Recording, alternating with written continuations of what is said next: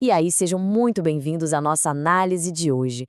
Bom, quem respira o dia a dia do direito sabe muito bem que o processo civil costuma ser aquele terreno cheio de regras super rígidas, né? Prazos, caixinhas estreitas de como agir.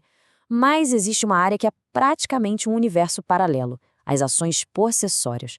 É fascinante porque elas têm o que a gente pode chamar tranquilamente de poderes especiais. Elas quebram aquele rito padrão. Então, vamos mergulhar juntos agora para entender exatamente como e por que o legislador resolveu criar essas exceções tão poderosas para proteger a posse.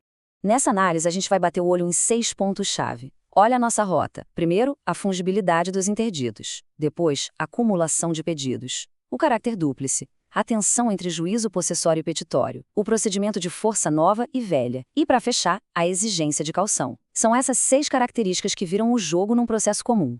Bom, começando logo pelo nosso primeiro ponto, a fungibilidade dos interditos. Vamos entender como a lei afrouxa uma das regras mais duras do direito processual aqui. A sacada aqui é genial. No processo civil normal, a gente tem aquela regra de ouro contra o julgamento extra petita, certo? O juiz não pode entregar o que não foi pedido. Mas nas possessórias entra um princípio prático: dá-me os fatos que eu te darei o direito. Ou seja, se for protocolado um pedido de reintegração de posse quando a situação fática era, na verdade, para uma manutenção de posse, tudo bem. O juiz não vai simplesmente extinguir o processo e mandar começar do zero. Ele analisa o caso e concede a ordem certa com base naquilo que foi provado. É uma flexibilidade gigantesca. Isso está cravado no artigo 920 do Código de Processo Civil. Mas atenção a um detalhe crucial que as nossas fontes sempre batem na tecla. Por ser uma exceção, a aplicação é super restrita. Essa troca, essa fungibilidade, só vale entre as 3 ações possessórias em si, tá? É absolutamente proibido tentar usar essa carta na manga para transformar uma ação possessória numa ação de despejo ou numa reivindicatória. Se houver essa tentativa, a carência de ação vai ser declarada na hora, sem choro nem vela. Avançando para o nosso segundo ponto, a acumulação de pedidos. Aqui, a gente vê como dá para juntar vários requerimentos logo de cara, sem perder o benefício de estar num rito especial.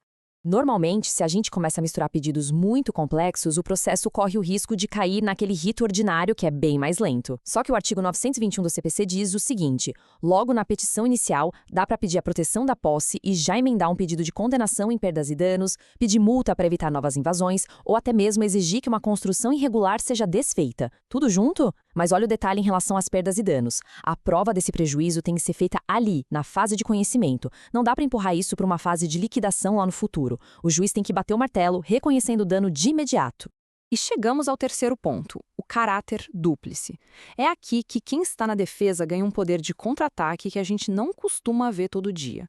Pensa no cenário clássico. Num processo civil comum, se quem está sendo processado quiser atacar quem processou exigindo algo, precisa de uma peça separada, formal, a famosa reconvenção. Mas na ação possessória, a história muda de figura. O artigo 922 traz esse caráter dúplice. Se a defesa disser: epa, peraí, na verdade a minha posse é que foi atacada, é possível pedir a proteção possessória e até indenização ali mesmo, no corpo da própria contestação. Não precisa abrir outra frente processual, não precisa de reconvenção. Isso deixa a resolução do conflito muito, mas muito mais ágil. Agora, nosso quarto ponto, juízo possessório contra petitório. E aqui a gente precisa desenhar uma linha imaginária super rigorosa no chão. A gente precisa separar rigorosamente quem de fato está ali no controle físico do imóvel daquela pessoa que tem o papel, a escritura. No juízo possessório, o que importa é o fato em si, a posse fática. Trazer a discussão sobre quem é o verdadeiro dono, com escritura registrada no cartório e tudo mais, isso é totalmente secundário nessa hora e nem ajuda. Essa briga pelo domínio tem lugar próprio, que é o juízo petitório. Misturar as duas coisas é um erro clássico, mas a legislação atual cortou esse mal pela raiz.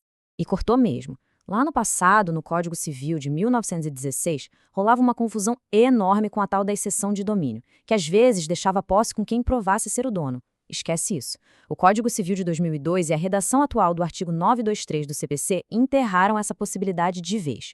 Aliás, enquanto estiver rolando um processo possessório, a lei proíbe expressamente as partes de entrarem com uma ação paralela para discutir quem é o dono. Na prática, isso significa que um possuidor sem título nenhum pode sim impedir o dono legítimo de retomar o bem até que a briga sobre a posse de fato seja resolvida. É muito forte isso. Beleza, ponto 5 da nossa análise, procedimento de força nova e velha. Vamos falar de tempo, porque aqui tempo é literalmente poder processual. A regra do artigo 924 é regida pelo relógio. Agir rápido destrava o maior superpoder dessas ações, a medida liminar. Funciona assim: se a ação entrar em até 1 ano e 1 dia do momento da invasão ou da perturbação da posse, a gente chama de força nova. O procedimento é especial e a liminar para devolver a posse quase imediatamente é possível. Agora, se passar de 1 ano e 1 dia, aí vira ação de força velha. Ela não perde a natureza possessória, claro, mas cai no rito ordinário, fica bem mais lenta e perde o benefício dessa liminar automática. Agilidade é tudo. E só um parêntese rápido, mas vital. Legislações antigas costumavam tratar bens móveis com um procedimento mais sumário. Mas hoje em dia, essa divisão entre força nova e força velha, com essa diferença no procedimento por causa do tempo, se aplica exatamente da mesma forma. Não importa se estamos falando da posse de um trator, de uma máquina ou de uma fazenda de 1000 hectares. Chegamos ao nosso 6º e último ponto, a exigência de caução. Essa é uma salvaguarda, um verdadeiro freio de arrumação do sistema para evitar abusos com essas liminares rápidas. Vamos imaginar uma situação prática. Alguém entra com uma ação de força nova, consegue uma liminar voando e simplesmente paralisa uma obra imensa que estava acontecendo num terreno. Só que, pensa bem, um processo desses pode durar anos. E se lá no finalzinho ficar provado que quem entrou com a ação não tinha direito àquela posse e acabar perdendo? O prejuízo do outro lado foi gigantesco. Como é que a lei resolve esse abacaxi? É aí que entra o artigo 925 do CPC. Se a defesa demonstrar que essa pessoa que recuperou a posse provisoriamente não tem idoneidade financeira para bancar um prejuízo futuro caso perca a ação, o juiz estabelece um prazo de 5 dias. 5 dias para se prestar uma caução, uma garantia.